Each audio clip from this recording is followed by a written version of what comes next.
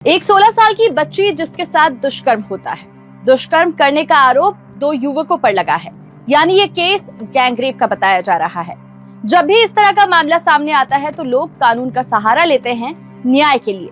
लेकिन जरा सोचिए, एक दुष्कर्म पीड़िता रात भर थानों के चक्कर काटती है अपने परिजनों के साथ, लेकिन उसकी कोई नहीं सुनता।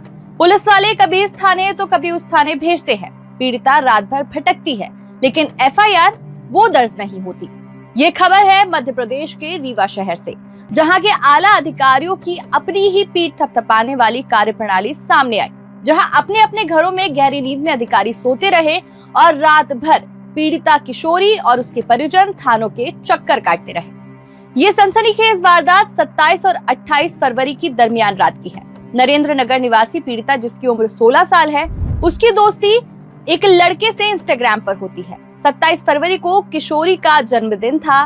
शाम करीब 5 बजे 2 लड़के पीड़िता से कॉलेज चौराहे पर मिलने आते हैं। दोनों में से एक वही लड़का था जिससे पीड़िता की कुछ दिनों से इंस्टाग्राम पर बात हो रही थी।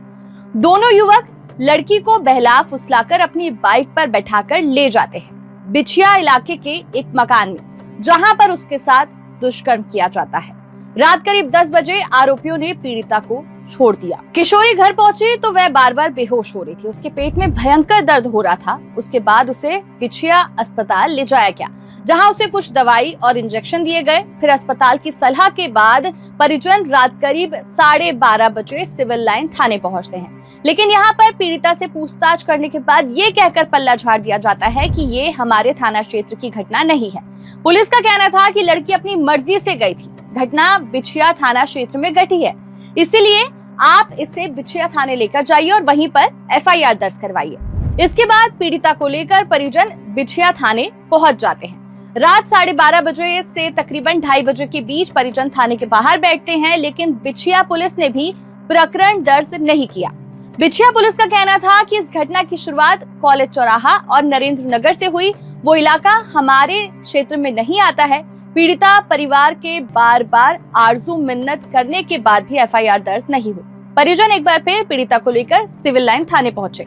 उसके बाद भी परिजन थाने के बाहर बैठे रहे, लेकिन यहाँ भी पीड़िता की FIR दर्ज नहीं हो पाई। गैंग रेप की इस घटना ने रीवा पुलिस की तत्परता और संवेदनशीलता की पोल खोलती है। सुप्रीम कोर्ट और PHQ के तमाम निर्देशों के बावजूद आला अफसरों की नाक के नीचे FIR दर्ज कराने के लिए भटकना।